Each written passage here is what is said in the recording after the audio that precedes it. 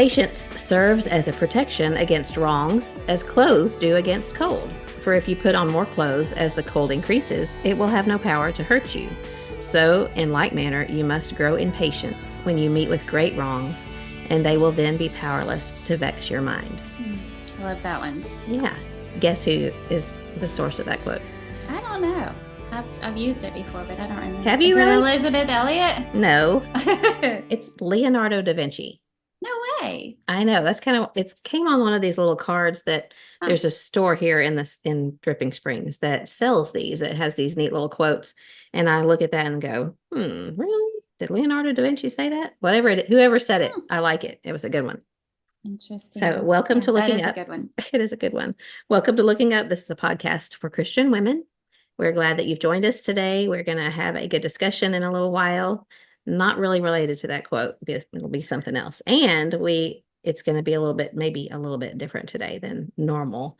But it is cold outside, although we're going to have some sun, and in our hearts there's sun because we get to be together sort of online in this way, and looking forward to chatting together and increasing our little community of women, although it's a growing community. I'm glad for that. So anyway, what's going on over there with you guys? Well, you mentioned the sun. Today it's a little overcast, but we've had several days in a row of sunshine and temperatures getting a little bit above freezing. So A little bit like in the 40s. yeah, It's not warm. No, it's not. But with the sun out, it feels way better than zero. So I've been going around singing, having a heat wave, tropical heat wave. What is that from? Is that an Ellis thing? I don't know. You always ask me questions I don't know the answer to. It's okay. But I don't know is a good answer. We are celebrating Dale and Janelle's birthday tonight. We're going to have some homemade pizza and some cake and some good times. And tomorrow our men's retreat is starting with Mike Vestal, and I get to help Dana in the kitchen.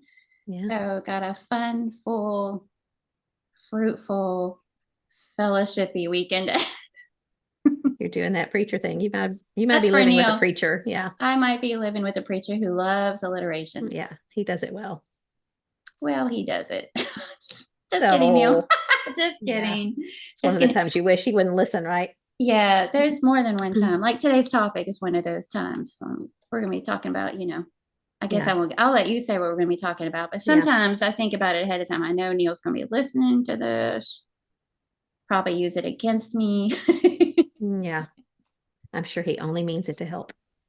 I feel like today's going to be a little bit of show and tell because I have throughout the week, I thought, oh, I'm going to share this and I want to show a picture of it. Oh, I'm going to share this and I want to talk about it. So, well, please share. None of it is important at all. They're just silly little things. Okay, the first one, Neil brought me these things from H-E-B from his trip to Texas. And I don't know if you've ever tried them. Wait. Sorry. Are you a dark chocolate or a milk chocolate girl? I like milk better. Okay. These are turbinado sugar and sea salt almonds covered in dark chocolate. Mm-hmm. So it looks like that. It says H-E-B right there on the package. And they're not smooth. They're knobby. What do you mean? Show us one. Okay. It almost looks like a chocolate raspberry. See that? Oh, see the knobbiness of it? Yeah. These things are so addictive. So the first time I ate one, I know I moaned. I mean, I made horrible noises. And so in the evening, I keep telling myself, I'm just going to eat two. Little treat. Just going to eat two. Mm-hmm. Like 8 later, I'm going, stop it. Well, at least you can't get them easily. Exactly. And I'm starting to feel that whole, I should just eat them all out in one fell swoop so they're not in my house anymore. Just get them out of here. But if you live in Texas or have an H-E-B or have a friend who lives near an H-E-B, if you don't, make a friend in Texas who lives near an H-E-B. And so that Is that a hint for me to send you some more? No, please don't. Please don't. No, I What cannot. Is turbinado? Is that a kind of sugar? It is a kind of sugar, but I don't know what kind of sugar. I wonder if that's what makes it knobby. So it's dark chocolate, almonds, turbinado sugar, and sea salt. That's the ingredients. Okay. But, oh man, they're so good. So I wondered if he made a trip to H-E-B or 10. You wondered. Yeah, I knew he would He go, always but he always comes up with a reason. Well, I needed to stop at HEB because mm, I'm needed like, coffee. because you love HEB. That's why. He's so funny about HEB, but I mean, Funny it's about true. Texas. A Texas, he's like a Texan who never actually lived there, because Yeah. he always enjoys a trip to Texas. He always does certain things, gets the Barbecue. barbecue, goes to HEB. Yeah, I mean, Hmm. maybe Yeah. it's just that part of Texas, the hill country area that he loves so much, but Well, he knows because of the barbecue joints, and I'm sure he hit up several of them while he was here. yeah, and y'all are there, so there's lots Well, of there's reasons. that. There's that. Yeah, we Yeah. did get to have lunch with him and Hiram, or is it he and Hiram? Him. Got to have lunch with him. Hmm. That's the Hmm. way you figure it out, if it makes Hmm. sense that way, because we Right. wouldn't have lunch with he. Hmm. Yeah, we did have lunch with him one day. Went to Hot Dottie Burgers. Yeah, I've been there with That's you. pretty good. Yeah, Right. that's Hmm. that was a different location, but we did go there. We have a picture in front of that place. I Forgot think about it's that. our one of our pictures somewhere on the Hmm. YouTube channel or something. It used to be on the Facebook big thing at the top, but then we changed it when we took the picture of you and me at your house with the when we did the live podcast. Mm-hmm. Anyway, Mm-hmm. yeah. So focal point was last week. It threw me off the whole time because normally it is Sunday through Thursday, but this time it was Wednesday through Sunday. Wow, so they And changed everything about it. yeah, and I'm not sure why they put it at the end of the week, but the whole time it just totally threw me off. But it was a great week. They had really good turnout. I think it was a good change as far as the time of the year, maybe because Mm-hmm. May is such a busy month with Mm-hmm. end of school things and graduations and all, but it was really good. And there was some excellent lessons. And I think I could not find them for mom on the live stream, but I know they recorded them. So I'm sure they'll be available. If they're not already, they'll be available to watch. And there was lots of Bear Valley alumni there that we got to see. And we had little mini reunions. A couple of times we went to, what's the Mod Pizza? Do you like Mod Pizza? Have you been there? I've been to Mod Market. Is that the No, one it's you're a talking? different Oh, one. You would no, like it I because don't. it's like kind of like this is a side note. It's like a Subway for pizza. So you go through the line and they build your Oh, pizza and they have all these toppings. Anyway, we went there with Garrett and Michaela Aiken and Brian and Sage and who am I forgetting? Maybe it was just them. But the anyway, balances were there, weren't they? they were there at our house Oh, because the next okay. day we had the Balances and the Sawyers and Hmm. um the McClartys. Anyway, it was fun to see lots of not McCarty. McCarty is here in San Marcos. Bear Bear Valley. Valley people Hmm. that we just don't get to see very often. And it was good. We drove back and forth. We had house guests. And so it was a hectic week, but it was a good week too. I always enjoy that kind of thing. Neil enjoyed it. He took some notes. He even sent them to the family text. Hmm. Notes from various sessions that he sat in, and so Good. he enjoyed his time there. Yeah.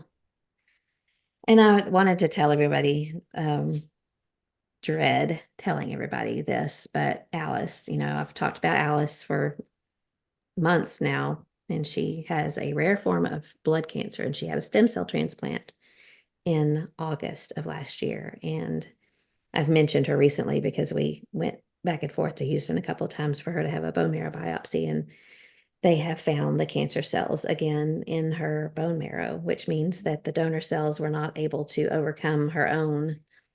She told me that the first bone marrow biopsy after her transplant was 100% donor cells, but this last one was 88%. So that means that her it's just a wicked, strong form of cancer that is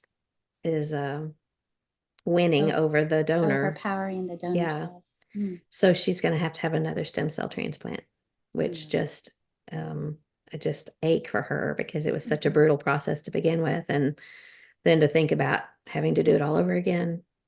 I don't know. She's every time I've talked to her since then, has a positive outlook and says she's just ready to get it beat and get it over with and move on with the next step of life instead of being so focused on recovery. But we just ask for lots of prayers.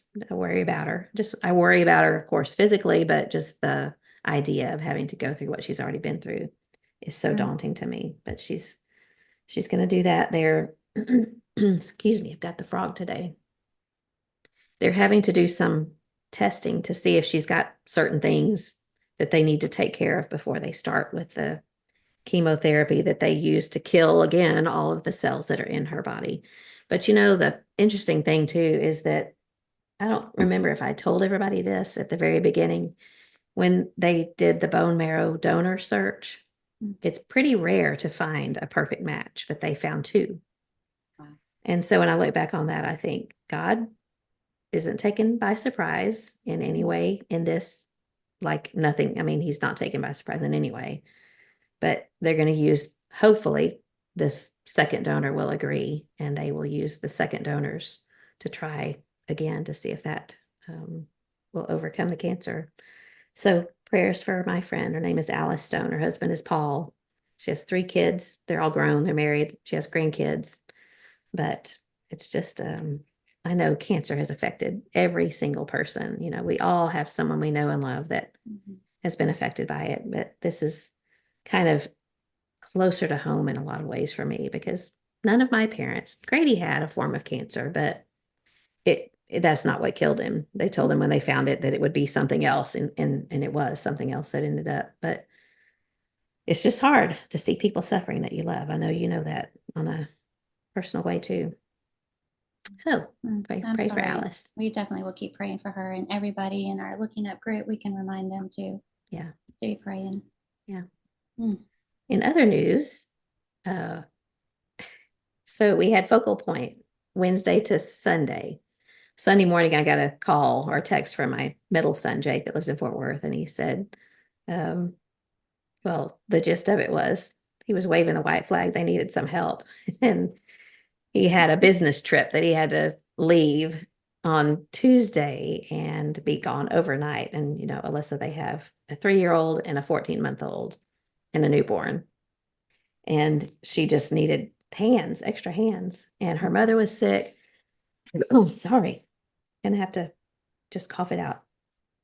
Her mother was sick. And anyway, the kids ended up having croup and were sick and she just needed help. So we made a real quick trip down there. Couldn't go on Monday, but we went on Tuesday and we ended up coming back last night so that we could record today. And it was fun. The kids they were better, I think, by the time we got there, but it's just, you can imagine Emily's going to have this soon too with 3 under 3. And the number of hands needed to handle all of the things that are going on and the naps and the bedtimes and the getting up at night. And so we were responsible for Darcy, the 14-month-old, overnight, and she only woke up once. So that's nice. That was very nice.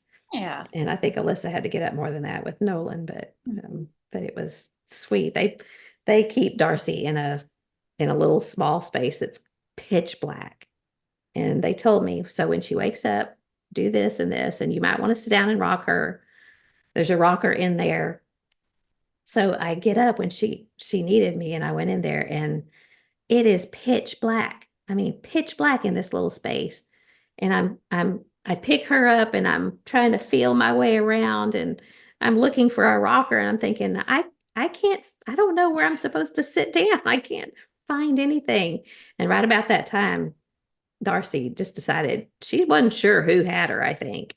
And she just leaned back over towards her little bed. And so I just put her down and she went back to sleep. I think she was like, well, I don't know what's going on. You don't know what you're doing. I'd rather be back in bed. Yeah. And so that was helpful. So anyway, we just got back last night. It was fun to see them. Good. Nolan's growing. So yeah. Oh. Yeah. Well, that was sweet that you were able to do that. It was. Yeah. So you have more show and tell?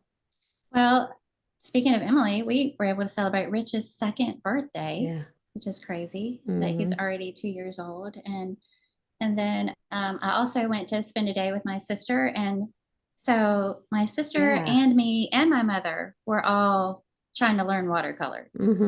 So we did some painting together, and I brought what my sister and I did together. Hang on. We did another one of those. I think I showed last time the card that I made that had the little fun birds on it. Yeah. So we did another one of those. That is adorable. Yeah, because they're easy and they're fun, and you can actually feel good about what shows up on your paper. Mhm. I can't remember if I showed you these last time. I tried some of these like floral I haven't seen that. type things. I shared this one on social media. My sister and I did these birds together. They're so also. cute. And Are you looking then at a picture and copying, or are you just this using your is imagination? a tutorial that we watched on YouTube. Okay. So I was at my sister's house and we had our little, she had everything organized, as you can imagine. A little table set up, the fireplace going, the tutorial up on the big screen in front of us, you know. So we're just trying to follow. We'd pause it every now and then. Hold on, you know, let us catch up. And then I did. This is my favorite one. I did this one. I think this is beautiful. The one I shared. The flowers. That is so you. My little daisies, yeah. But then this week I tried a couple of my first landscapes. They're awful. Like this one. That is not awful. Well, I was feeling really good about it until I drew in my little dead trees, and it just they didn't look good. So that one was a bummer. And then I was trying to do a mountain scene for Neil because his birthday's coming up, and not really. I like it. I honestly do, and I like the one that you just showed before that. I really do. I don't know why you're being so critical. I'm making bookmarks. Yeah. So this will be cut into the different bookmarks, little flower ones to tuck into life and favorite orders, you know? I think you found your new talent. Well, you're enjoying it too, I can tell. I'm enjoying it. That's what's so surprising. I thought it'd be a little more stressful, but it's actually fun. It's actually enjoyable. It's definitely a huge learning curve there, and everybody has kind of their own style, you know, and but it is fun. Okay, so when we have a looking up retreat, Christy is going to have to come and do like a lesson. That'll be our craft activity. Yeah. We'll get her to let us know what kind of supplies we need and then lay them out and everybody can paint. Yeah. I mean, we can't do stained glass because that would be too much, but that would be very expensive. And I think that would most people would flop on their first one, but a watercolor, I think that would be something that would be fun and successful. So yeah, and they're, you know, relatively quick, especially a little simple one like that. So I was going to share something funny. I was at a bridal shower for Lindsay and Ian. They're a couple here that's getting ready to get married. We were at their shower on Sunday, and Holly Bauman and Hillary Hammer were sitting next to me, and Holly's daughter Emery crawled into Hillary's lap. Well, one of the gifts that Lindsay opened was like a fruit basket thing. And so Hillary starts asking Emery, you know, she's like, so what's your favorite fruit? Is it strawberries? Is it blueberries? And I said, is it bananas? And she thinks about it and she goes, chocolate chips. Okay, yeah. I'm with her. And so this whole row back here, everybody who heard her answer just cracked up. It was so cute. We're like, that's what we all really feel deep down in our soul. You know, but if chocolate were a fruit, I'd be so healthy. Yes. I think the last thing I'll show you is I did my nails. Yeah, I noticed earlier they look like first when I saw one of them, I thought it was black and I thought you were making fun of Neil. No, I don't ever do my nails for a couple of reasons. I just prefer the look of natural nails. And the second reason is they never last long. You know, I'm always using my hands, and especially washing milking equipment. It's so heavy that it's always getting chipped and stuff. But what I know is that Neil prefers manicured nails. And so I finally decided to order some more Color Street. Have you heard of them? Yeah. And I used to use them before, and then I stopped because I felt like they were damaging my nail bed. And like they would, after using it maybe 5 or 6 times, I noticed that my nail bed felt like it was dry or cracked or something. Yeah. But then this time around, I looked it up, and what I realized is I was damaging my nail bed because when it starts coming off, it lasts about a couple weeks. When it starts coming off, I start chipping at it. And that's what was damaging my nail bed, because when I was doing that, I was also pulling off like that top layer of my nail. So So I learned it wasn't the color street that was doing it. It was me. How do you get those off? Regular polish. It's nail polish. I brought it to because I was talking to Jennifer Harrison about it last night, and she'd never used it. She was like, "Are those press-on nails?" But so it comes in packs like this. Mm-hmm.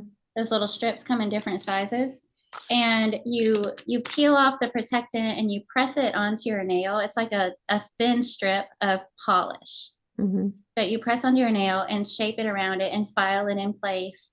And then it adheres to your nail. It is polish. That's what it is. So the beauty of it is it goes on dry. So you don't ever have to worry about messing it up. Mm-hmm. And all you do is you make sure you don't get your nails wet for about an hour after you do Mm-hmm. it. And I order mine from Jean and Gilpin. And, Mm-hmm. and then when you order them, it's like buy three, get one free kind of a thing. And so when mine showed up, Neil was looking through the colors. I ordered ones I know he'd like this red. Red. And I ordered this kind of hot pink Mm-hmm. color. But then I also ordered the color that I'm wearing now. It's kind of like it's really like a deep midnight blue, Put them sparkly kind closer of thing. because they're sparkly. Yeah, Yeah. they're sparkly. Mm-hmm. And Yeah, then I I see 'em. ordered this one is also sparkly. Oh, you can't really see that Yeah, color. I can see. But when Neil saw him, he was like, ugh, sparkly. Ugh, that surprises me, But then when I actually put him on the other day, he's like, I really like that. And then everybody at church, this is how I never do my nails. Everybody at church was like, oh, I love your nails. Yeah. It's like, but what has changed is I've gotten older. And so my natural nails just aren't as pretty as they used to be. That, they're Mm-hmm. they're aging with me. Yeah. So they need covered also. I just don't ever do anything with them. I keep them like I clip them, but yeah, probably should Yeah, try I something. never have. And Neil, he'll never tell me what to do, like with my hair, whatever makes you happy, and Mhm. but he has gently hinted that his preference would be for me to get my nails done. I've never in my life gone to get a manicure. Yeah. I've had pedicures, but I've never gone to get a manicure.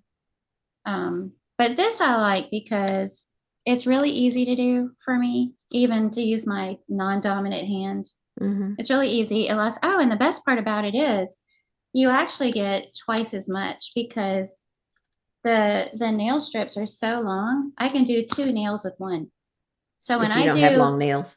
yeah, when I do with this index finger, and I'm filing it off, I turn around and I use the other half on this index finger. So I Mm-hmm. actually get twice the amount that you're supposed Cool. to in one of these things. So Yeah. as I said, I had all these little random things today. Chocolate covered almonds and nail polish and watercolors. That's my Yeah. I feel like a little kindergartner show and tell. Look at my nails. They're so cute. I'm so proud of you. Well, you may have more things you want to share. I was just going to give yeah. a little update on this medicine that I'm taking because I haven't said anything about it since that very first day that I mentioned it, which has been several months. And I've lost 11 pounds. And Congratulations. well, it's very slow, which has surprised me. I thought it would be faster. But you have to start on the lowest dose and then work your way up, find the sweet spot where it's effective without making you feel bad. And it's just, I feel like it's taking more. I don't have any idea what the normal dose is for women my age or weight or whatever, but I haven't had any side effects that I know of. It just makes me, for lack of a better word, this is what I told my doctor. There's just sometimes that I feel blah, like, ugh, no, I don't want anything. I don't want to eat anything. Mm. But it hasn't really taken away. This is what I was really hoping for. It hasn't taken away that food noise. Maybe a little bit. What I would like is for just to not want a snack. And I probably want less than I normally do. But I also know that since I've started, we went on a trip, several trips. Mm-hmm.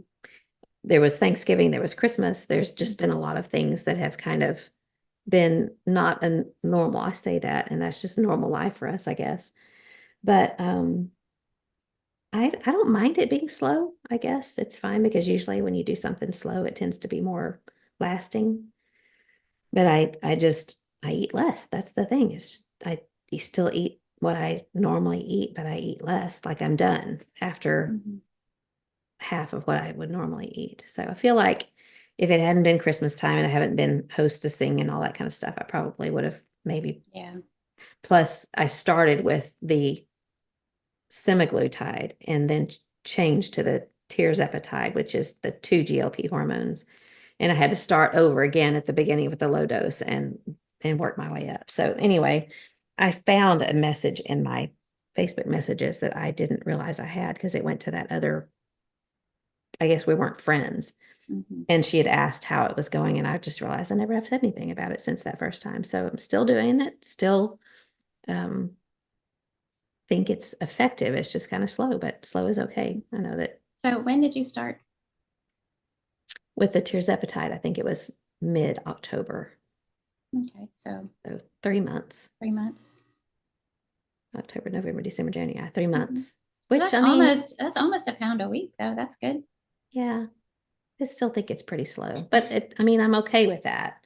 I just wish, you want to just drop 15 pounds a month. And some of the commercials you see will say that. But I also know that's not a super healthy way of doing it. So anyway, that's just kind of an update. Okay. Where I am. Thanks for sharing that. I know a lot of women Yeah. are interested in that. Yeah. Mm-hmm. Do you have other things you want to share? Nope, I'm done. I don't have any like things sticking out of my glasses, do I? No. So Now you're I gonna have to told you, share the story. yeah. So at Focal Point on the very first night, which was Wednesday night, we only had one lesson that night. After the lesson, and after I had all talked to everyone before, and after, going and finding your seat, and then after the lesson, you start talking to people. John was standing near me and he kept looking at me and he kept pointing at my face, which, is an awkward thing because you're like, what? What is it? Is it a hair? Is it what is it? So I have these little nose pads on my glasses. You can see them. And it just keeps them from sliding down my nose. But one of them had twisted because they just stick on. And it twisted and it was sideways. So I had this nose pad. I don't know what else to call it. It sounds gross. A nose pad. It was sideways, and so it was sticking out of my glasses and I couldn't see it. And it was embarrassing. As I wonder how many people were looking at me like John was like, what is that on your face? I said something to Michelle Massey about it afterwards. She said, I just thought it was a zit pad. I'm like, what? What even is a zit pad? I don't know what that is. Like, that's worse, I think. Yeah. So if you saw me and it looked like I had a booger on my nose, it was not. It was a nose pad.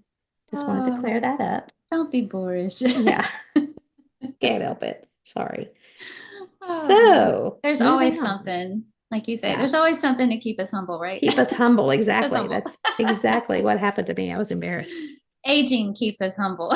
Yeah. There's a lot of things that keep us That's humble. a whole episode in itself. Yeah. We should do that. Would not be very positive, would it? Sure it would. No, not. Like, why would we want to do that? Okay, so we ready to start topic? We probably should, yeah. Yeah. So I mentioned earlier that this might be a little bit different because we try, don't we? We try really hard to keep our episodes positive and encouraging and all those things that our theme, Looking Up, is about. But sometimes there are things that hit us, and this one was one of mine, just things that I think really need to be talked about and that might be perceived as a little bit negative. But as we've all often heard, sometimes something negative is a positive thing. So we are going to talk about just some heart attitudes, some things that we show in our lives that are not helpful to us and that are not helpful to the people that we show them to or speak them to. I'm going to have a couple and Kathy's going to have a couple, but what'd you say? You have one. Okay. So we're going to have 3. And my first one is criticism. And so I'm going to criticize us for being critical of others in certain situations. But what do you think? What pops up when you think about us being critical? Where are some areas that we tend to be critical? aside from being critical of ourselves, because that's a different topic. We've talked about that before. Not being critical of ourselves, but being critical of other people in situations. What do you tend to think of? Marriage, marriage, first of all, because that's the person we live with and Mm-hmm. we're the closest to. And then I would say anybody in any kind of leadership position Yeah.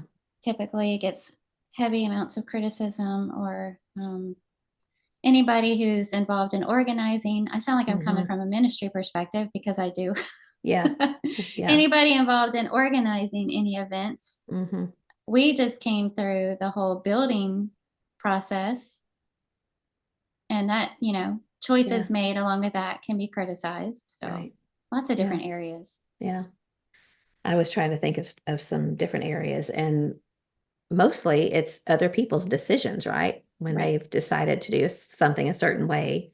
Mhm. Maybe we are critical of other people's parenting styles or lack of what we see as a lack of a parenting style. Mhm. Maybe when this is what's kind of sad to me, it's really sad, is when other people are trying to do something good for God and we're critical of it.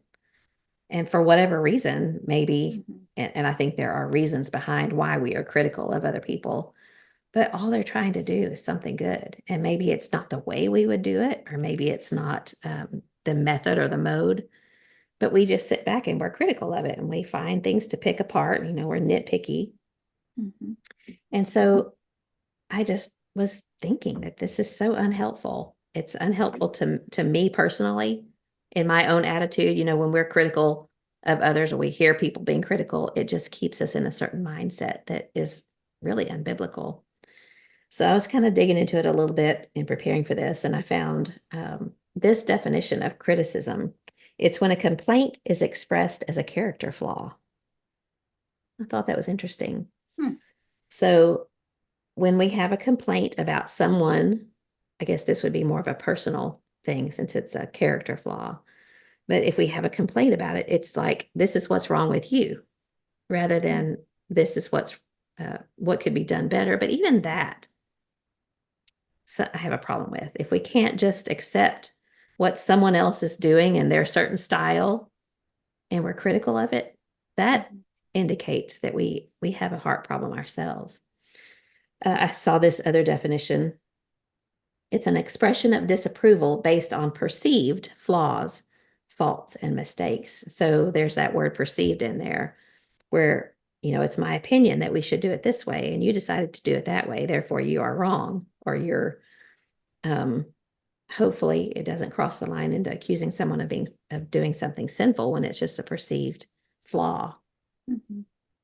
But we probably both know, and others in the group that might be listening, someone who you just know that's who they are, is they're critical of people. They're critical of every situation. Uh, I don't want to, I'm obviously not going to say any names, but I'm just thinking of someone that just has that look, even has the look. And I know that about them is that they're sitting back and judging what someone else is doing, how they're doing it, what they're doing. And it's not a matter of sin, it's a matter of opinion. And this person is just very critical. And, it's just the picture of them is looking down their nose and just maybe not even saying much. They might be very quiet about it, but in a way that's almost worse because you know what's going on in their mind and their heart is that they're criticizing.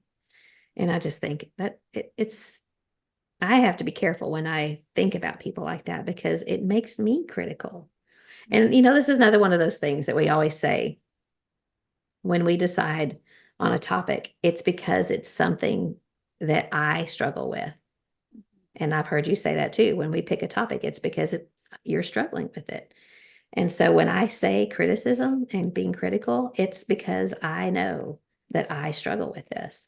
So for any of you people out there that know me well, Kathy, and other people, you know that this is something that, it might not be so outwardly obvious.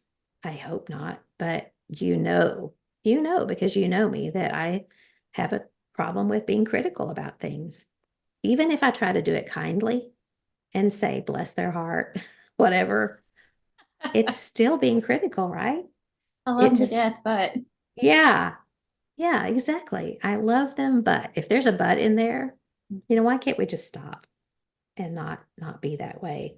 Because I think it really indicates so much more about me than it does about that person that's trying to do something that's good. Or maybe it's not even that they're trying to do something that's good. It's just that they're living their life and they don't do it the way that I think they should do it, or they don't do it the way that I personally do it. And so therefore it's not the right way. And we've talked about that before. When you have an opinion, how do you, if we say this is what our family has chosen to do, but it's not for everyone else, how do you, that's just a hard line to me. Mhm. And so that's where I think that we struggle with being critical. So, what does it reveal? What do you think it reveals about my heart? Put you on the spot. Kathy, what is it about me that makes me critical? What does it reveal? I don't want to answer that question because, uh, my husband, he's our number one fan, and he tends to listen to these Our number one episodes. listener. Yeah, and this is one of those that I know is going to come back to haunt me Uh, because he's going to be like, remember that episode when you talked about this and you said what criticism reveals about somebody's heart? And that's not nice. That's critical. no, you can't get past the pride and arrogance of it. Hmm. What it reveals, and it's kind of like no matter what we think we're pointing out, all it shows is that we have a much higher perception of ourselves and our thoughts than we do somebody else's. Right. And how I would do things, how I view this, how, I can't believe you couldn't even figure that out for yourself. To Oh, me, that's how it comes across. Probably not when I'm saying it, because I'm viewing the criticism from my own perspective and mhm, whatever I think I'm trying to accomplish with it. But when you hear somebody else doing it, isn't it clear? mhm. And I mean, there's such thing as good criticism. I'm sure you're going to come around to Sure. that, but we know what we're talking about here, that critical, overly Mhm. critical spirit. And all it does is reveal somebody is just flat out arrogant, Yeah. in my opinion. An elevated view of themselves and their own opinions. Hmm. Oh, sorry. Well, The I was thinking frog. about when you said, we all know somebody, and I Uh-huh. was thinking about how it's when a person has a problem with it, and I'll just lump myself into that category, of course, but a person has a problem with it when, say, they come to visit your congregation, and then all of a sudden you're much more aware of every flaw. Hmm. Like maybe we didn't have our best song leader today. Yeah. Maybe that wasn't the best Bible class we've ever had. Maybe, oh, I wish so and so wouldn't have said, because you're like On viewing the edge. whole service Hmm. through this person, and they're like honing in on all those Yeah. mistakes. Or if I listen to a podcast that I think is beneficial, there's people that I would send it to because I know they'll appreciate it and they'll pick out the good. There's people that I wouldn't send it to because I know they wouldn't be able to get past this, or this, Right. Yeah. and it's just because it's that whole, I know what they're gonna not Hmm. be able to get past. Yeah. Yeah. Well, does that make you said if someone came to the service that day and you didn't have your best song leader, does it make you self-conscious or does it make you resentful that someone is critical? They're going to be critical. I would say both. Yeah. I tend Mhm. to fall more on it annoys me and makes Mhm. me kind of mad that someone's going to be that way rather It than, makes oh, me defensive, yeah. but So being around somebody that's that way, it's not a pleasant experience. mhm, That's the bottom line, right? mhm. And when I know that about me, that I'm that way, I kind of feel like, John, he he would know that I have this critical heart sometimes. It is something that I'm aware of and I try to fight. I really do feel like I have made some progress in this. I think it's a battle that is always going to be something that we're always going to fight. But it Well, just, I go ahead. no, you go ahead. I shared with you what before we even hit record. I didn't even know I was going to bring this up in today's conversation about something that I ran across recently. And I'll have to, when I share it in the group, I'll look up who actually said it and how they said it. But the Hmm. gist of it was in marriage. Um, that's one that hits close to home for me. So I'll share that one. That, most of us would agree that when we look at our expectations of our spouse, they probably hit about 80% of those expectations Mhm. realistically. But it's that 20% that we focus on. And in all those areas that we wish they would do things differently or not do or Mhm. come around to your way of thinking or why can't you, fill in the blank. That's what we focus on and that's what we criticize. And so we rob ourselves of our own joy and peace in a relationship for 20%. Yeah. Instead of letting that 20% go, being grateful for the 80%, working with it, you know, Mhm. Forgiving promoting it. unity. Yeah. Mhm. We do that to ourselves. Yeah. And when we think about the 20% that we are disappointing others in or letting others down at, we don't want them to focus on that. Mhm. We don't want them to be all that they see when they think of us, Yeah. So why can't we extend the same grace to the people that are closest and dearest to us? Yeah. Very good point. Um, I think that we are all about that 80% in ourselves Oh, sure. Yeah. and not the 20% that we need to correct. I Yeah. mean, who knows what the statistic really is or the percentage, but Mhm. yeah, we are very forgiving of ourselves, but so unforgiving towards other people and so critical of the things that other people do and not critical. Obviously, I know people have problems criticizing themselves, some worse than others, but we are forgiving of ourselves and not so much of other people. Mhm. It just reveals such a lack of compassion in our own hearts and a lack of self-awareness, you know, when we are sitting back and criticizing the effort that someone else is making. And, this is something that John says sometimes if we get some criticism for something that we do, he'll just say, well, you're welcome to try to do it yourself. And, usually that's a private conversation that we're having about somebody thinks that we should do it this way. Okay, well, and he's not being unkind in the way he says it, although he probably feels it sometimes. But, here we've put this amount of work into whatever it is, and we've done this research and we decided to do it this way. But if you think that you can do it better, then go for it. And that, it sounds a little snarky, but I think he really means it. Like, especially when we're trying to do something that is to, evangelize or to anything that we do in our efforts for the Lord, we should be happy for other people trying other things too, because it's like Paul said, even I don't remember where it is. I think it's in Philippians 2, maybe, but he says, some preach Christ out of the wrong motives. Mhm. But he says, in this I rejoice. It doesn't, and that may be pulling from a different place. I The hate it. gospel's still being shared. Yes, exactly. So even if we find something wrong with the way somebody does it, if the end result is a good thing, then why are we being critical about it? I love how you pointed out the compassion aspect of it, that it shows a lack of compassion. And I think about that verse, when Jesus saw them, he was moved with compassion. Hmm. Unlike us, Jesus sees everything when he Right. sees people. And we see what we think we know what am I trying to say? We only see a limited view. We Right. think we Hmm. know everything, but we don't. Right. And we might see consequences or choices and we're drawing our own conclusions, but Jesus sees everything, the Hmm. hidden and the not so hidden Right. bad choices and things that probably could be criticized. And yet when he saw them, he was moved with compassion. Hmm. Yeah.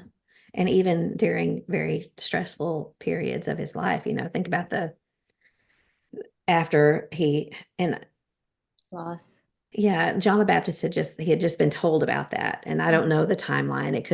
There could have been more time in between it, but the way it reads in one of the gospels, he just found out about his cousin, John the Baptist, being murdered. And then here's all these crowds. And it says that he was moved with compassion. He looked upon them as sheep without a shepherd. And I think in a time like that, I just want to go crawl in a hole and Mhm. have me time and just leave me alone because I need to mourn or whatever. And yet he, like you said, looked upon them with compassion. So that's a good point. So we have to fight this tendency that we have to focus on what we see as the failures of other people You're going to because give us some that's tips, right? Because I have a pen. I'll write it right here Yes. on my hand if I need Yeah, to. I do. I do. As a matter of fact, I do. Number That's one. intense. So, how do we fight the tendency to be critical? And I think that the first one is to recognize our own faults. I'm You're skipping writing that it one. down. You have none, right? Recognize our own faults. And when you look at the specks and the logs, Matthew 7 that talks about getting the log out of your own eye before you flick the speck out of someone else's. I I had think this read. is the first time I've taken notes in our own podcast. Like literally writing down number one. Well, so like I said, this is helpful for me. It was what I needed. I needed this. So I was reading an article that was kind of about this, about the specs and the logs. And I'm going to see if I can read some of it and skip over some of it because I think it was a transcription of a podcast. So it's got all the likes and the uhs and all that. So let me see if I can read this. He said, Jesus' answer to the question of how not to be hypercritical about the speck in your brother's eye is to be deeply aware of the log in your own. He said, I don't think this means that the very thing you spot in the other person, which you think is a speck, is worse in you than in him. That doesn't work. What it means is that there's plenty about me before God and man that should disincline me to be quick to judge others for specks, because if I got the just judgment that I deserved, it would be devastating. And he goes on to say, you know that if God were to treat you with the same rigor that you're now treating another person, you'd be undone. And that got me. So if God was as critical about me as I am about someone else, I would be undone. Can you repeat that last sentence? If God were to treat you with the same rigor that you're now treating another person, you'd be undone. And I can send it to you, but Yeah. Wow. that hit me in the gut because he, with what judgment you judge someone else, God is going, or you'll be judged. I think that God will, and other people will judge you with that same amount. So if I'm critical, God will be critical of me. Others will be critical of me. So the first one is to recognize our faults. Second one is to be thankful instead of critical. And I think this is a really something that I kind of try to do is when I feel my heart go critical towards someone, I have to stop myself and find 3 positive things about that person. And it really does work to discipline your heart and your mind and make yourself stop. And just to stop and say, okay, that may not have been the way I would do that, but number 1, they're trying to do something good. Number 2, just find 3 good things about that person or about that event or whatever it is and be thankful. And then a third one is to grow in love towards others. Pray for it. And we pray to see others as God sees them. In the passage, Ephesians 4:32, to be kind to one another, tenderhearted, forgiving, just as God has also forgiven you. It made me, when I was thinking about this, it made me think of Cherie and her thankfulness journal that she mentioned in the roundtable, that she keeps one by her bed and every night writes what she was thankful for that day. And what always comes back to me when I think about that is what she said. She says, I don't want to forget. Because that's what we do. We forget about the things that we're thankful for. But if you keep a journal every day, you will not forget the things to be thankful for. And then this one, and then it'll be your turn. Surround yourself with people who are not critical. But to do that, I think. How many people are going to unfriend me now? No. But I think if we're going to try to surround ourselves with people who are not critical, that means that we really have to make so much more of an effort to be that person that's not critical. Because who wants to be around someone who's always looking down their nose and picking things apart? It just makes sense. If you want to be around other people who are not that way, then you're going to have to work on not being that way as well. Well, here's the thing. In the moment, if you both are in agreement on the criticism, it feels good. Honestly, to the flesh, if you and I are together and we start talking about something and we're both like, yeah, can you believe it? If we start doing that, and it's real easy to do, especially as women, when we get together, we can do that. We can go down that road. But how do you feel on the other side of it? Right. You get together for coffee, you spend the time, yeah, and everything, we say, enjoyed it. Thanks. See you next time. And then you walk away. How do you feel the rest of the day? Was that in Yeah. any way uplifting? No. You just feel kind of grungy. Yes. And I'm trying to find this quote. It's not refreshing, Okay. as a little Yeah. nod to last week's episode. Yeah, not at all. So this was in my focal point lesson was one of them was about friendship. And I found this quote by Abigail Dodds, and I forgot about it until you just said that. But it says, gossip and complaining provide cheap ways to intimacy, talking about friendship. Mm-hmm. They make friends feel close and bonded, but in the end, they remain crumbling foundations for friendship. Mm-hmm. And I thought, wow, that's so true. Because if that's what your friendship is based on, gossip and complaining, or another word could be criticizing, it's a cheap way to intimacy. So, yes, you build a friendship based on that mutual critical spirit because you're both critical, because you're both gossiping, because you're both whatever. Well, it's easy to talk about. Yeah. Yeah. And It's it easy makes to you find feel something to good criticize. in the moment, makes you feel Mm-hmm. better, but it's a cheap way to intimacy, but it remains a crumbling foundation for friendship. That's good. So I thought that was good. Now I hope I can find my notes again where I was. Yeah, here I am. So a couple of passages, Isaiah 58, 9 and 10. Love that one. Then you will call and the Lord will answer. You will cry and he will say, here I am. If you remove the yoke from your midst, the pointing of the finger and speaking wickedness. Mm. And if you give yourself to the hungry and satisfy the desire of the afflicted, then your light will rise in darkness and your gloom will become like midday. So we So, shared that one last week, but not mhm, that first part. And it's really the contrast. yeah, You can point the finger or you can mhm, look for ways to refresh others. right. But the fact that God will say, here I am, but there's an if after that. And one of them is if you Mm-hmm. remove the pointing of the finger and speaking wickedness. And then, of course, James 3, um, verses 13 through 18. Who among you is wise and understanding? Let him show by his good behavior, his deeds, and the gentleness of wisdom. But if you have bitter jealousy and selfish ambition in your heart, do not be arrogant and so lie against the truth, because that is not what the wisdom that comes from above. It's earthly, unspiritual, demonic.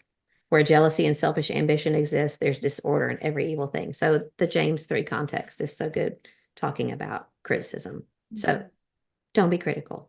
Carla, Okay. stop being critical. All right, your turn. I want to talk about being dismissive. Yeah. And I hope I can read my notes because I've now written all over them with your notes. Sorry. And the idea is feeling or showing as if something or someone is unworthy of consideration. Mm. So brushing somebody off, ignoring them, acting indifferent towards somebody. You're really not even putting in any effort to get to know somebody. That's a form of being dismissive.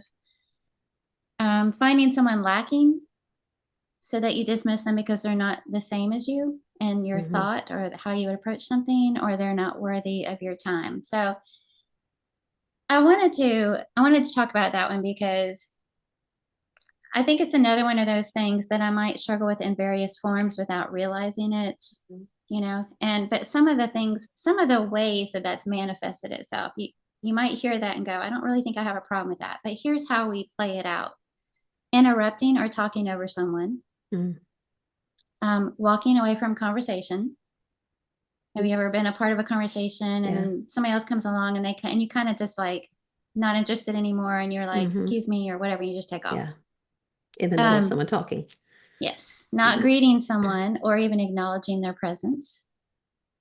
Sarcastic remarks is a form of dismissiveness, and then eye rolling and sighing. Mm. Sometimes we don't say anything, we just kind of do the whole, huh, Yeah. and we're signaling Mhm. whoever's with us about somebody else and what they're saying or doing. So that's a form of being dismissive. So I was thinking about, I think I recognize this more in others than I do in myself until I kind of dove into it a little bit. If you ever had a relationship with somebody that they don't really they're not really interested in what you have to say. If Mm-hmm. you start talking, they look like they just completely disengage, or Yeah. they interrupt you, or Look at their phone or yeah, watch or whatever. anytime you make a suggestion, it's going to be ignored, Yeah. in favor of their own or somebody else's or whatever. And they just make you feel like they see no value in you whatsoever. Yeah. That you are just not going to Mm-hmm. bring in anything to the table for them. Yeah. And some people just make you feel that way. And so, how does it make others feel being dismissed? It makes them feel unimportant, excluded, unwanted, as if they have nothing valuable to offer, as if the other person has very little interest in them. And it can make them want to just shut down, Mm-hmm. like just withdraw. Why even go to the trouble? Avoid you, not contribute. So it does affect and hurt other people when we allow ourselves to be dismissive. And so I started thinking about, what would be the cause of it or the root of it. And I think that it's not all from evil intent. I Mm-hmm. don't really think it is. I think some of it can be. I started thinking about three different areas dismissive behavior might spring up from. The first one being just simply arrogance. Mm-hmm. It's just, um, that person's not smart enough, interesting enough, good looking enough, or significant enough to pay attention to. Yeah. That's a pretty arrogant heart on my part if I'm going to treat somebody that way. But it could also just be from aloofness. I'm just indifferent. It's not that I'm trying to dismiss someone. I just don't care enough to be Yeah. inclusive, or whatever the opposite word of dismissiveness would Mm-hmm. be. I just don't. I don't care enough to care about others. And then the other area I thought was selfishness. Mm-hmm. And again, that's not so much evil intent towards somebody else. It doesn't come from an arrogant heart, but it does reveal that I'm so self absorbed in my own interests and my own life that I can't be bothered with others. Unless, Mm-hmm. of course, I need them or I feel like they can do something for me. Yeah. And then I'm very selective, you know? Yeah. So to me, it seems like those can be three different areas that can lead to being dismissive. And before I move on, what would you like to say about that? Well, I'm just absorbing all that because I hadn't, when we were talking about picking these things, I hadn't really even thought about that. But wow, yeah, it is. It's, you immediately can think of a person or two that has made you feel that way in the past. And what, like a little, just so unimportant and so, I don't know how, I Small. don't, yeah, I just feel like it makes me mad. And again, that's a character flaw of my own. Rather than being compassionate towards the person who is being dismissive, I end up being dismissive towards them. But yeah, I'm thinking of just how they talk, talk, talk, talk, talk, talk, talk. And then when it's your turn to talk, they pull out their phone and look at it Mhm. or look at their watch or whatever. And like, you want me to listen to you, but you're not going to listen to me. It's rude. I mean, that's just the bottom line. It's a rude behavior. So, yeah, tell us how not to be that way. Okay. Well, based on Getting the my pen out. based on those three different areas, if it's a matter of arrogance, self-inflated view of yourself causes you to sort of, look down on others and assimilate them into groups. Who's worthy of your time and who's not? Okay, if it's a matter of arrogance, James 4:10, humble yourself in the sight of the Lord. And a lot of this, it's interesting to me, kind of ties back into the critical spirit that you were talking about, Mm, because it's that whole elevation of self, and where I think and I perceive other people falling short. And so they're not worthy of my time. So humble yourself, be aware. You mentioned the beam and the speck. Uh, so many people could be looking at me in the same way. And, you don't really bring a lot to the table. But that's not how we treat each other. We treat each other like how God sees us. And mhm. so humble yourself if it's a matter of arrogance. If it's a matter of aloofness, sometimes just it's a lack of awareness. Yeah. You know, I hadn't thought about it. I really hadn't given any thought to it. And Mhm. so open your heart and let others in. If we're so disinterested in other people, not intentionally, we just haven't put the effort into it. That's a form of dismissiveness. John 15:12 says that we're to love others as I have loved you. And the first part of that is to see others and find them lovable, not because of anything on their part, but because that's how Jesus wants us to see them. So I'm going to be aware of the people all around me. I think about walking into a room, I feel like typically I've got something in my mind that I need to do or accomplish, or I'm agenda driven. When I get to this situation, I need to do this or speak to this person or arrange that. It's like I've got things in my mind I'm trying to make sure I remember to do before I leave. When instead, I should walk into the room and see people. Who's standing here, who's standing there. This is a person worthy of love and attention, and I want to make sure they feel seen, they feel special, they feel refreshed, that I've acknowledged them, that I'm not aloof because I'm just trying to get in there and take care of business. Does that make sense? I have had to multiple times go apologize to people because I am agenda driven sometimes. And if there's a message I need to give somebody and they're standing in a group of friends and I get to that group and I wait for a break in the conversation, then I say what I need to say to this person and then I leave. And a lot of times I seriously have done this. I've gotten better about it, but I have to go find those people that were in the rest of the group and say, I'm so sorry. I just completely didn't pay any attention to you because I was trying to get a message. And so I know that that happens. And I think you can tell the difference between somebody that is completely uninterested in the rest of the people and someone who's just not thinking. But thinking about the kind of people that what you're talking about, walk into a room and look around and see people for people. I was just thinking about people that I know that they when they see you, they make you feel so valuable and so seen. That's a buzzword. I see you. But those are the people that we're drawn to, right? People who love you and people who care about what you care about and want to know what you've been doing, and they ask you about you, not the people who walk past you and dismiss you and make you feel like a little speck on the floor that they can just step on. Who in the world who says they're a Christian, and I hate when people say they call themselves a Christian, but who that is a true follower of Christ is going to treat any living soul with that kind of disregard? And it's just, it's horrible. So yeah, we need to be like Christ, like you said, and see people as a soul valued by God. What is that saying? You'll never look into the face of another person that doesn't matter to God. Something we have to live by.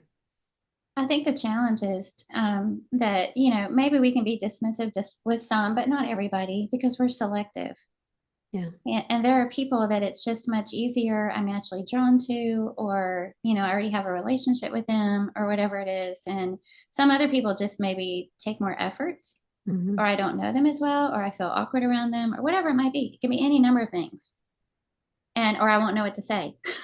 I mean, there's that. Yeah. And the awkwardness. Yeah. And so I just gravitate toward the people that I already know. And I know that there's some people that I could go encourage, but it's easier for me to go to them and encourage them. So the challenge is to not be selective, but to see everybody, because that person doesn't know what's going on in your brain. All they know is that you just walked right by them, or that you interrupted them, or that you left a conversation when they came along and started talking. That's all they know. And so the selfishness one, if it's selfishness that can be at the root of it, you're so self-absorbed you can't be bothered with others. Philippians 2 verse 3 reminds us to consider others as more important than ourselves. And I just think that part of that is going to have to be take a step back, slow down. I mean, what is going to be lost and taking the time and caring enough to pause and look somebody in the eyes and have a conversation, or acknowledge what they've said, acknowledge what they've done. there are any number of things that we can do to counteract anyone feeling dismissed or overlooked or whatever it might be. So, I think the reason I wanted to talk about this is because, like I said, you told me to pick out one or two, I forget how you worded it, like bad attitudes that can be hurtful to others. And I was kind of skimming through them. Felt like a lot of them, first of all, felt under the same category of the ones that you're going to talk about, because it's kind of a big umbrella. Yeah. And secondly, this one just struck me because it kind of hurt when I started thinking about it. And I realized that I've been guilty of this with, sometimes I'm aware of it. Sometimes I probably am intentionally avoiding someone when I shouldn't be, but after reading how it manifests itself, I realized that I have been guilty about this, and I've certainly felt it. Yeah. And I never want to be responsible for somebody else feeling it. Yeah. It's so easy to slight someone without realizing it. Well, and it's easy to do it and mean it. Yeah. Easily. Like, yeah. Oh, we're good at it. Yeah. But while you were talking, I was also thinking about do we dismiss people as being interested in the gospel? Because I think that's something that's easy for me to do. I think, oh, that they're not the type of person that wants to know about God. How many times have we seen results from a person that you hear someone say, I never would have thought they would have wanted to know about the truth. And that's not our judgment call to make. And I know that I do that. So I've got to be more careful not necessarily be dismissive of them as a person or personality, but be dismissive of what I perceive as their desire for spiritual things, because there's just no way for me to know their heart. It's my job to plant the seed to everyone and not dismiss anyone as a soul. Well, and we probably do it to some extent demographically. Yeah. Yeah. I'm not saying I feel this way. I'm not really interested in young people. What do they have to offer? They're all crazy. Or I'm not really interested in old people. They have no idea what's going on in this world. Yeah. I'm not interested, I'm just, as I walk by, I just might go, hey, how you doing? Keep going. So we probably do that to some extent also. Yeah. Without realizing it. So be more mindful. Yes. Yes. Good. Is that all? That's all. Okay. My last one is disdain. And this is a pet peeve of mine. We've talked about doing a pet peeve episode, but we don't want to do that because it sounds so petty and not Peevy. positive and peevy, not encouraging. And we want to be encouraging, but this is something that bothers me when I see it in myself, when I see it in other people. What's a synonym for disdain that you think of? Maybe a better word for it? Put you on the spot. Yeah, really. I don't know. I can't think Well, of one. Scorn is one. Yeah, when you're scornful of someone. Mm-hmm. And this is a definition: a feeling of contempt for someone or something regarded as unworthy or inferior. So this is kind of similar to what you've been talking about, because we can be dismissive and scornful. We might be dismissive for a different reason, but disdain is something that you feel. If it's an unchecked heart emotion, then it leads to you treating people dismissively or scornfully, disrespectfully, mocking them. There's several passages, Proverbs 3:34, just kind of not quoting, but summarizing. It says basically that God scoffs at scoffers, but he gives grace to the afflicted. James 4:6, he's opposed to the proud, but he gives grace to the humble. And Proverbs 21:4 says basically that haughty eyes and a proud heart is sin. So I was trying to think of different areas in life that we see disdain for other people. And like you were just talking about, demographically is a big one. I just wrote down generationally. And because I got to thinking one day, what good could be accomplished if we would stop, if as younger people, we would stop being scornful of the things that older people do traditionally, or, the way they've always done it. We are so scornful of it because don't they know that there's a better way of doing that now? Don't they know they can do it quicker this way? Don't they know this, whatever? But I think that the younger tend to not think about there's a reason why they do it that way, because it works. But then again, on the other hand, if older people are, why do they always have to come up with something different? Why do they always have to think of it? We do it this way for a reason. So there's a lot of generational scorn, I think, that goes on that I see politically. Just in the last couple of days, there have been things that, I feel like it doesn't matter what good one side or the other does, it's going to be perceived scornfully because it comes from one side or the other. Has nothing necessarily to do with the real value of it. It's just because we're scornful of it, we're disdainful of it.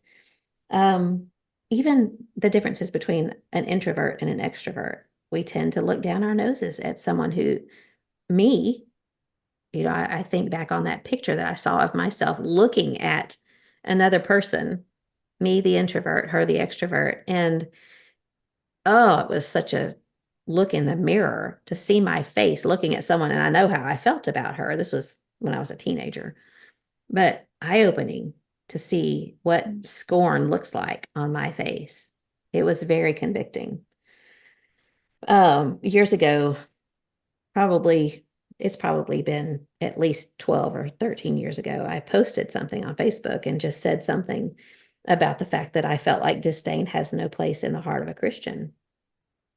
And I said, feel free to disagree with me. So several people, had a comment, not necessarily, I didn't feel like any of them. In fact, a couple of them were good friends. Someone said, is it possible to feel disdain but not treat someone disdainfully? What do you think about that? I don't think that's loving others as Jesus loves. Right. That's kind of how I I think that felt. It's when being you two-faced. when you say it means scorn, contempt, mockery, none of those have any business in our heart toward mankind. Mm-hmm. When we Yeah. read the rest of scripture and how God wants us to love and how that's how we're identified as his disciples. Yeah, I felt that way too. And I think the way I responded was, and I know that it was a guy who we laugh a lot together because we have the same sense of humor, Mhm. which sarcasm can play a part. So he was asking, well, if I feel this way inside, but I don't treat them that way, is that wrong? And I said basically that I think that you might be encouraging with your mouth, but if your heart is not backing it up, if you're really not feeling it, if you're not aligning yourself with God when you do 1 that. Corinthians 13. Yeah. So no, I think that it's not possible to really treat them one way and be feeling the other because it's not honest. It's dishonest. Yeah. How easy it is for us to pat ourselves on the back when we do that, though. Yeah. They'll never know that I think they're an idiot. Right. When really, that's a big, you need a heart check Yeah. moment. You need to not be Exactly. feeling that way toward them in the first place. Mm-hmm. What is that? If you can't say something nice, don't say anything at all. I think there's a step beyond that. If you can't say something nice, then you're the one with the problem. Yeah. Because you should always be able to find something. Check your heart. Yeah. Mm-hmm. Someone else in that same post said, how do you show disapproval for things that are wrong without showing disdain?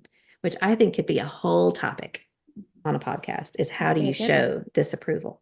Mm-hmm. Because I think you can be so damaging in the way that you show disapproval.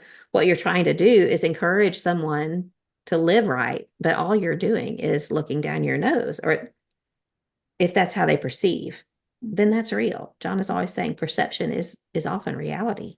Even though, how many times in your marriage do you say, well, you took it that way, but that's not how I meant it. Mm-hmm. It doesn't matter if they took it that way. And I mean, they bear responsibility too, but I think it really does matter how we show things. Others feel. Yeah. So how I had responded was, how did Jesus show disapproval? And of course, he showed anger to the Pharisees. He called them blind guides and a brood of vipers and all that. But, there was some very obvious fruit that came from the Pharisees. And also, Jesus, I think we can't always say we can respond exactly like Jesus because he had knowledge that we don't have. So think we have to be careful with that. But even thinking about how John, the Apostle John, or John the Baptist responded to Herod, saying it's not lawful for you to have your brother's wife. He was just matter of fact about it. So I think we can be matter of fact about showing disapproval without showing disdain or scorn. Someone else said that she thought it was not an attitude, but an emotion. But I still think either way, you can control it, and you've got to control it when you put on the things that we talk about all the time, Colossians 3. Um, being disdainful, I think, shows that we have just an elevated sense of ourself. This is kind of like what you're talking about, being dismissive, which is the complete opposite of having humility, right? Because isn't the definition of meekness or humility having a proper sense of ourselves, not necessarily knocking ourselves or putting ourselves down. That's not humility. It's just having the proper attitude about who we are and what we are to the Lord. And we should be going out of our way to honor others Mm-hmm. and make Exactly. them feel respected. Yeah. And practice that and learn how to be that way. But if we are scornful towards someone else, it just means that we haven't looked at ourselves in the mirror to see our own shortcomings and faults. We're either that or we're just setting those aside and over, not thinking about that. This is something completely separate. Yes, I may have a problem with honesty, but they right now are having a problem with this and this and this. Psalm 1, verse 1, how blessed is the man who does not walk in the counsel of the wicked, nor stand in the path of sinners, nor sit in the seat of scoffers.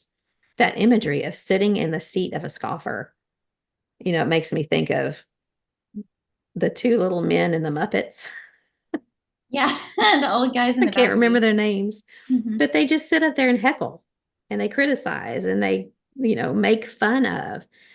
And I think of them sitting in their little seats up in their box seat. Mm-hmm. But really the picture of someone that sits in the seat of scoffers, it's like you're putting yourself up here on this level and looking down at others and just Mm-hmm. picking apart. And that just I have a hard time being around people that are disdainful of others, and I just don't want any part of it. I know I've been that way, but I try really hard not to be.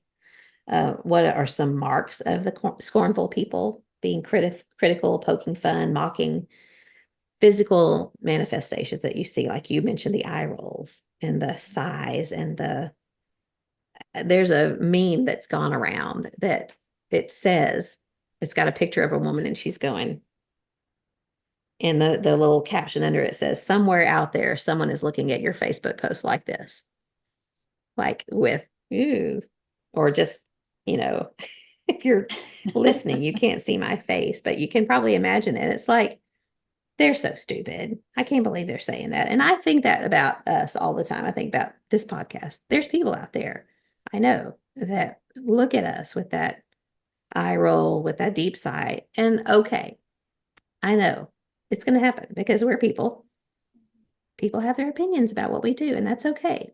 Maybe we're not for them. They can go and find a different podcast and listen to, or they can do their own, as we were saying earlier. But it's not often a face to face. It's just more often, I think, it's when you're home. Maybe you're talking to your husband or you're just thinking to yourself. And I don't know about you, but sometimes I can just feel myself, my lip is curling. Like I'm just sitting there.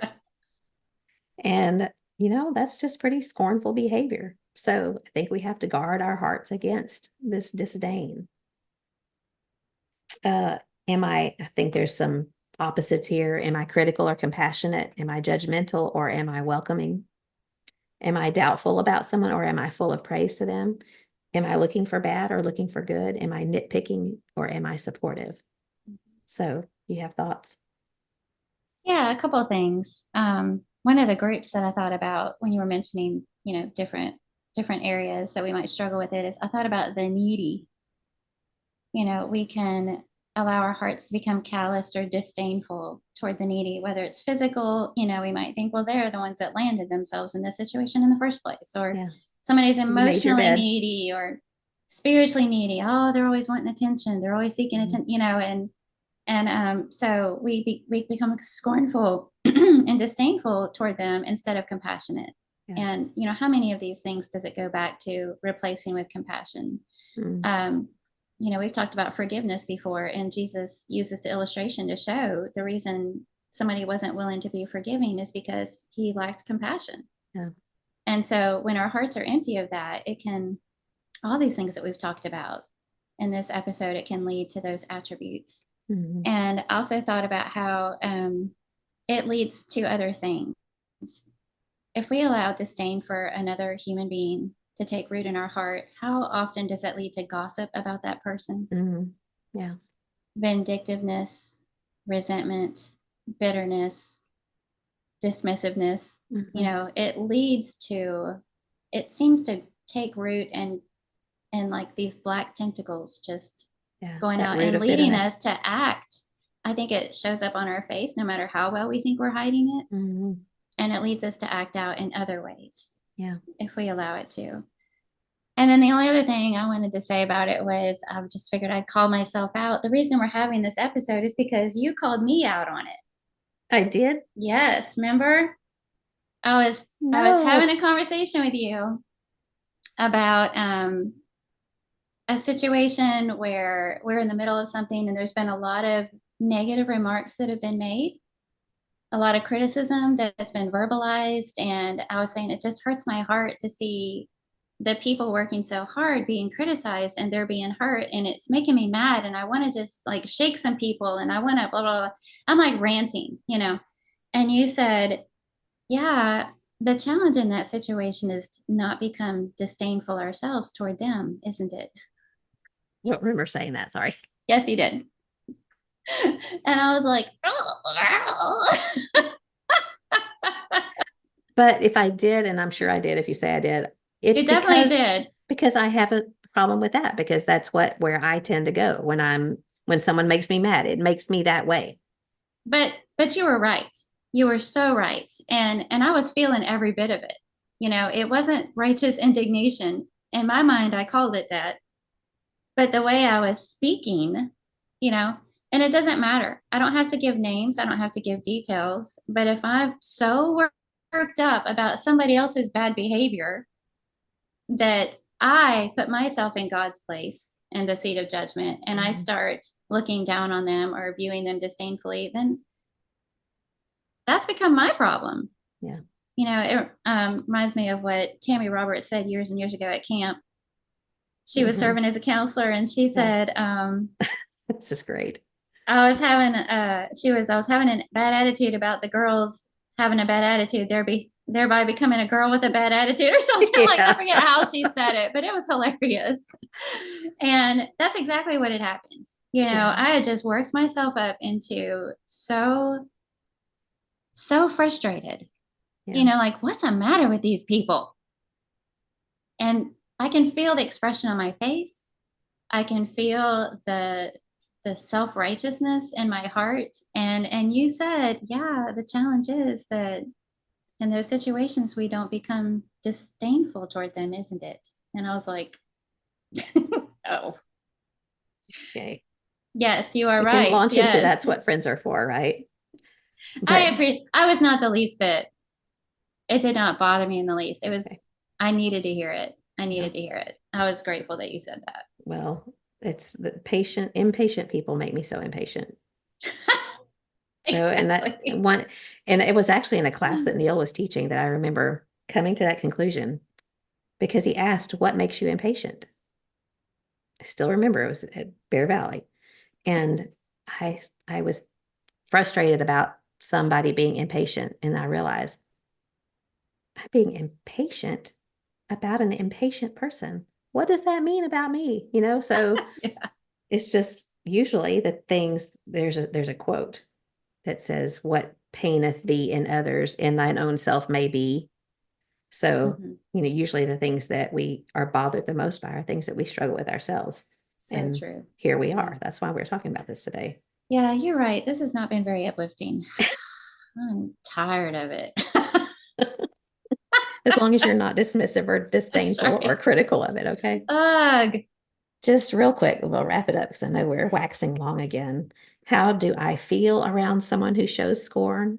I feel very guarded and nervous, and I feel less than, and I'm annoyed, to be honest. So I don't want to be that kind of person. I don't want to make people feel that way around me. Um, Something that always has impressed me or struck me is how was Paul towards sin? was he scornful of it? What's he doing? Somebody's at your door. Did John come in? No, there was Someone's at the whoever outside it door? was. Yeah, whoever right there, whichever door that is. That door is the outside door. Okay, the other door. Somebody was Okay, just that's standing at that John. window. Oh, okay. Sorry He's to probably interrupt. Carry on. okay. I'm going to be scornful of John if he tries to interrupt. He's here in the house and I can hear him in the He's kitchen. probably peeking in like, are you still going? Yes. Yeah, probably that is exactly what he's doing. So Paul, this has always been striking to me in Philippians 3. He wept about sin rather than being scornful about it or I'm sure it made him angry at times too, but he wept about it. Philippians 3:18 talks about it. Then I think, do my words draw others to Christ or do they repel others from Christ? And has anyone ever been changed in a positive way by my scorn? No, it's a heart disease that's affecting me, discouraging others that see it in me, hear it in me. So I can't be that way. The bottom line is Philippians 2:3, I think, with humility of mind, and you brought this up, regard others as more important than yourselves, because that's the mind of Christ that we're to have. So I think that could be applied to every single one of the ones that we've talked about today, plus any other heart disease. Think about Wendell Winkler's book, Heart Diseases and Their Cure. Such a good one. Paul So, not only wept over their sins, but he wept over having to call him out on it. yeah. It grieved him to bring grief to them by having to point something out. That's how tenderhearted he was about it. Yeah. Yeah, exactly. Okay. Do we feel sufficiently stepped on? Hopefully it is an encouraging thing to realize problems that we need to change in ourselves. And that's what today was like for me. I needed this. So thanks for our audience for being part of our therapy session between you and me, which often is what becomes. So I don't know how everybody else is feeling, but we're good. yeah. Okay. So now do you have something good for me? You're going to like this one. You know how we like our scripture writing opportunities. And I've mentioned on here before the ruffled mango. They do, theirs is a little bit different. I love all the different styles. They do monthly themes. And we've mentioned before that they've also added a podcast. So podcast listeners, if you enjoy a good podcast, you'll have to go check them out. I think they've done 2. Theirs is every other week. Okay. So twice a month, they're having a podcast about their scripture writing themes. So January's was Unshaken. Well, they've added something new. I don't know if you saw this or not, but they've added something new. It is a playlist of songs that they have put together. Along with the theme. You can find it on Spotify or Amazon Music to go along with that month's theme. So if you're writing down that verse, theirs are a little bit shorter than yours. I think it's like maybe a verse or 2. So you can do both. If you're writing down that verse for that theme, and then you can listen to this playlist throughout the day to keep recalling it. So I pulled up the one for this month and on Unshaken, there were 23 songs that they have taken the trouble to put together. And some are older, some are new. They're all beautiful. And so they're going to do that for every month, and you can just download it and listen to it. And so February's theme, their scripture writing theme, is the goodness of God. So I cannot, oh man, I cannot wait. Yeah. To download that playlist and listen to it. So I thought that was really cool and wanted everybody to know about it and check it out. That's 2 of my love languages, scripture writing and music. Exactly. Awesome. Yep. I can't wait I have not seen that. So as soon as we get off, I'm going to go check it out. Yep. Okay. Mine is a weird one, but it's something that I found that brought back lots of memories. It's a piece of paper, but it's going to be shared differently. So when the boys were growing up, when they were teenagers, I had this piece of paper in a little drawer sitting next to the table. And when we had dinner, it's life's little lessons. You can see life's little lessons. And it's an article written by a man named Jerry Carmichael. I don't know who he is, but there are 20 different topics and they're just little short things. One of them is never bore people with tales of your own greatness. Another one is, uh, please do not buy into the American myth that true happiness and inner peace is the result of more things. So they're just little short statements. And so when the time, it depends on timing, but if you've got teenagers at home and you still eat dinner together, I hope that sometimes you eat dinner together. It's hard to do these days. Pull this out. Pick one of the numbers to talk about. This is great. Never laugh loudly and tell inappropriate jokes at somber occasions, Marla. But these were awesome. When the boys were growing up, we had some of the best conversations around the dinner table when we would have a conversation starter like this. And like something like that would make us laugh because then it would lead John to tell a story about when somebody did something inappropriate at a bad time. And we'd laugh and then we'd have an opportunity to talk about it. So I'm going to post these next week. I'll just put it as an article or put it in the files or something in the group, but use it.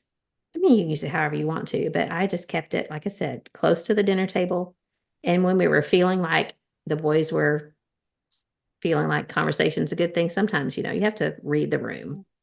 And if everybody's in a hurry, if everybody's grumpy, you can't really do it. But sometimes you have opportunities to talk as a family. And it was a great time. I have great memories of doing this with our kids. Boys were always more chatty at night.